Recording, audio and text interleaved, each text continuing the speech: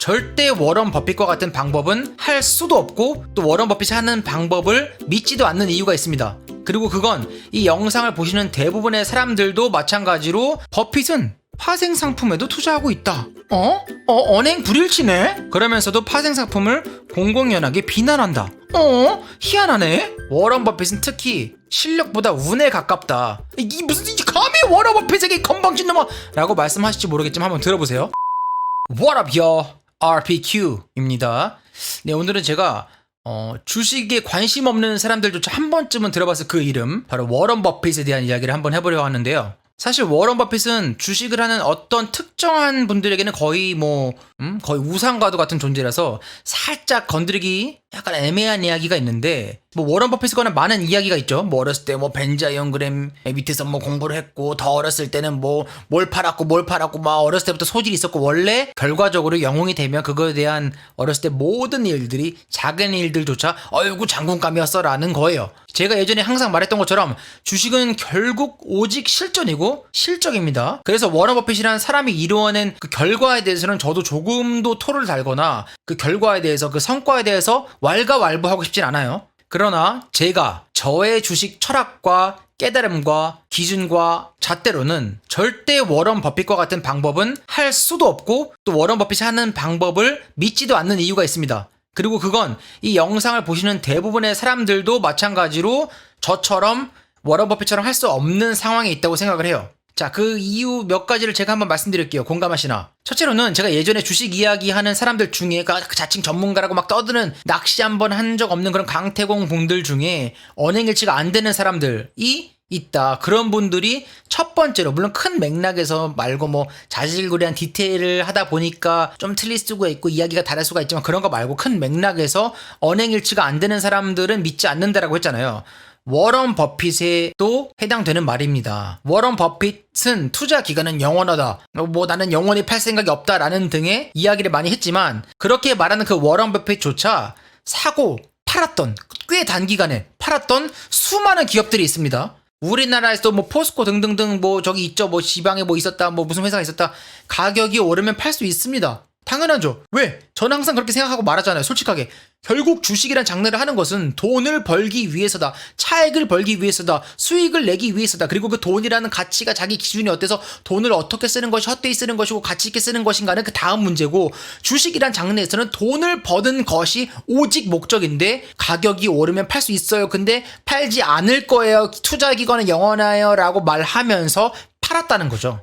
이건 솔직하지 못했다는 거예요. 언행일치가 안 됐다는 거예요. 웃긴 게 최고가에서도 포스코가 최고가일 때 제게 기억해요. 포스코 저 보유하고 있습니다. 포스코 최고예요. 라고 했었다는 거. 그리고 팔고 나갔죠. 또한 이러한 언행 불일치의 많은 부분을 다루는 미국 책들도 있는데, 제가 어느 정도 깨달음을 이미 얻어가면서 읽었던 책들 중에 하나가, 나중에 이거는 깨달음을 얻고 저의 철칙이 세워지고 나서, 제가 항상 말하는 윌리엄 모니, 앙드레 코스톨라니, 제시 리버머, 존 템플턴 등등등등의 공통점을 갖고 저의 투자 기법을 90% 85% 완성해 가는 중에 나중에 읽은 책들 중에 하나인데 공감이 돼서, 그 중에 하나가 월가 최고의 수익률, 왜 추세 추종 전략인가. 이거를 100% 팔로우하는 건 아니지만 디테일을 많이 이해가 가는 부분이 있어요. 공감이 되고. 근데 여기서 이 친구도, 이 선생님도, 이 형님도, 마이클 코벨께서 201페이지에 워런 버핏은 투자의 성배를 거머쥐었다. 이름만 들어도 누가 봐도 미국 사람이죠. 이 사람은 마이클. 그쵸? 이 책에 보시면 여기서 실제적으로 팩트를 갖고 인터뷰를 갖고 링크까지 걸어놨는데, 여기서도 말했던 이 친구가 말했던, 이 형님이 말했던 것 중에 202페이지에 버핏은 파생 상품에도 투자하고 있다.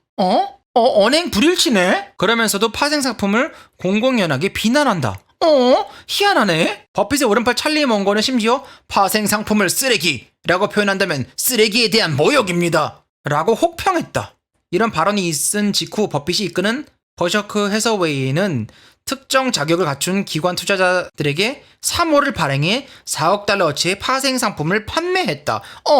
언행 불일치네. 내가 거르는 주식 전문가 중에 하나. 몇 년 후 버핏은 한술 더 떠 파생 상품은 금융권의 대량 살상 무기다. 너무 위험하기 때문이다. 지금 당장은 아니더라도 잠재적으로 매우 치명적이다.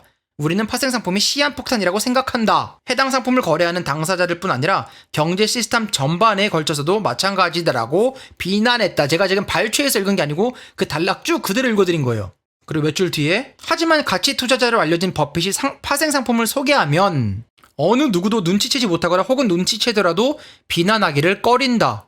투자의 성배를 이미 거머쥔 워런 버핏이기 때문에 버핏을 비난했다가는 자신이 피해를 입을 수 있기 때문이다. 제가 인터뷰한 링크까지 갖고 있는 저 책에서 나온 팩트들을 갖고 전달을 해드린 것처럼 주식 투자 전문가로서 개인 투자자로서는 모르겠어요. 훌륭한 성과를 거둔 거부할 수 없는 사람인 건 맞으나 인정하지 않을 수 없는 저는 절대로 워런 버핏처럼 할 수도 없고 하고 싶지도 않고 또 제가 거르는 주식 투자자 전문가 중에 하나다. 언행 불일치. 저는 솔직하게 말하는 걸 좋아해요. 그냥 그게 제 성향일 수도 있는데 그냥 그게 저의 기준과 잣대다. 그리고 거르는 이유 중에 하나. 둘째. 못하는 이유 중에 하나. 둘째. 미래는 알 수 없다. 건방진 소리다라고 저는 생각을 합니다. 뭐 CEO의 성품을 알아야 된다, 봐야 된다. 미래를 알 수 있다라고 생각하는 것 자체가 저는 건방진 이야기라고 생각을 해요. 워런 버핏 형님 이렇게 맨날 말하죠. 근데 팔지 않는다라는 것 자체가 저는 매우 건방지고 교만한 그런 부분이라고 생각을 합니다. 사람이라는 존재는 완벽할 수도 없고 완전할 수도 없고 내일을 알 수 없고 근데 내년을 안다고요? 10년을 안다고요? 30년 후를 알 수 있다고요? 그리고 여러분 주식을 업으로 하고 있는 프로인 저를 포함해서 주식을 팔지 않고 그냥 계속 종이 쪽지로 가지고 있는 게 그게 무슨 의미예요? 그냥 내 계좌에 한 1,000억이 있다 하고 나 자위하는 거랑 뭐가 달라? 혹은 어차피 쓰지 않을 거면 그냥 모의 투자 한 100억만 하면 되잖아요. 마음도 편해. 나 100억이 있어요. 어차피 나 쓰지 않을 거고 나 검소하게 맥도날드만 먹고 30년 된 집에서 30년 된 차를 타면서 코카콜라를 먹고 있어. 코카콜라를 소유하고 있다고 생각하면 똑같잖아요. 워런 버핏이랑. 뭐가 다른 거냐고요. 그 배당을 받아서 생활을 한다. 그 금액이 배당으로 생활이 될 정도라면 그 수십 년, 그 3, 40년 동안 그 회사에 아무 일이 없어야 되는데 그게 실제적으로 가능한 일인가? 그리고 여러분, 워런 버핏처럼 여러분이 저 CEO의 성품을 알도록 한번 만나볼까? 만나줍니까? 여러분 전화해가지고 건희 형님, 저예요. 저 RPQ 여보세요? 예, 건희 형님, 이건희 형님 전화번호 아닌가요? 네, 저 RPQ라니까요. 만나보려고 한번 여보세요? 바로 아마 FBI가 저 문을 뚫고 들어올 수도 있어요. 그리고 저는 소리 소문 없이 사라지겠죠.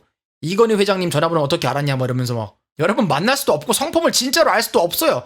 주담이랑만 통화해도 막 좋은 것만 얘기해 주려고 그러고 가리고 싶으면 가린데 뭐 자기 회사에 투자하겠다 지분을 얻겠다라는 사람이 멀어볼만한 사람이 오는데 내가 회장인데 막 좋은 것만 얘기하겠지 가리고 싶은 건 가리고 어떻게 압니까 그 성품을. 또 그 성품이 좋다 한들 그 사람이 내년에도 같을까 10년 후에도 같을까 그 사람 인생에 어떤 일이 일어날까 그 사람에게 혹시 자식에게 합법적으로라도 가업으로 물려주더라도 그 자식들도 그런 똑같은 성품을 갖고 있을까 회사 분쟁은 없을까 어떻게 압니까. 형제들끼리도 자매들끼리도 성격이 다르고 성향이 다른데 어떻게 압니까 무슨 일이 일어날지. 몇십 년 장기 투자라고 해도 실질적으로 알 수 없는 일들이 일어나고 매년 막 그런 건 아니어도 몇십 년에 한 번은 시대의 흐름에 맞추어서 그에 맞는 포트폴리오도 변동도 해야 된다고 생각을 해요. 저는 그 정도는 아니고 저는 단기 투자자에서 최소 6개월에서 길면 2년 반 정도 평균으로 갖고 있지만 그렇지 않고 장기 투자하는 분들도 적어도 5년, 10년, 7년에 한 번서 흐름에 맞춰서 시대 흐름에 맞춰서는 포트폴리오 변동을 해야 된다라고 생각을 합니다. 근데 평생이라 100세 넘게 살지도 모르는 지금 저희 시대에게는 더욱더 확률이 적은 일이다라고 생각을 합니다. 그리고 세 번째, 워런 버핏은 특히 실력보다 운에 가깝다. 이 무슨 감히 워런 버핏에게 건방진 놈아 라고 말씀하실지 모르겠지만 한번 들어보세요. 제 생각에 그의 가장 큰 운은 1930년대에 앞으로 압도적인 초강대국이 될 미국에서 태어나서 미국에 장수하면서 미국에 투자를 했기 때문입니다. 여기까지만 말해도 무슨 말씀인지 아시죠? 만약에 코카콜라가 아니었다면? 만약에 코카콜라가 아닌 경쟁 상대가 1등 했다면? 50년 후에? 만약에 질레트가 아니었다면? 만약에 아메리칸 익스프레스, 골드만삭스 등등이 1등 1티어가 되지 않았다면 운이 아닙니까 이건? 제가 항상 말씀드린 어떠한 장르나 업종에 운과 실력이 같이 필요하지만 주식이라는 장르에서만큼은 운보다 실력이 더 압도적으로 필요한 장르다라고 했잖아요. 근데 이러한 상황으로 봤을 때 워런 버핏은 실력과 운 중에 운의 비중이 훨씬 더 큰 사람이다. 우연에 가깝다. 또 아까 제가 말씀드린 왜 추세 추종 전략인가라는 이 책에서도 203페이지에 이어서 말씀드리면 버핏은 수십억 달러에 달하는 옵션 파생 상품을 취급하고 있다. 쭉쭉쭉쭉. 그래서 2008년에 당시 주식시장이 붕괴했을 때 그가 상당한 돈을 투자했던 골드만삭스가 정부의 구제 금융을 받고 살아났는데 만약 그렇지 않고 완전히 파산했다면 운이 좋아서 그렇게 크기 때문에 파산할 수 없도록 정부가 도와주지 않았다면 버핏의 투자 포트폴리오나 버크셔, 해서웨이는 도미노처럼 무너졌을 거다. 운이 좋다. 노련한 펀드 매니저 마이클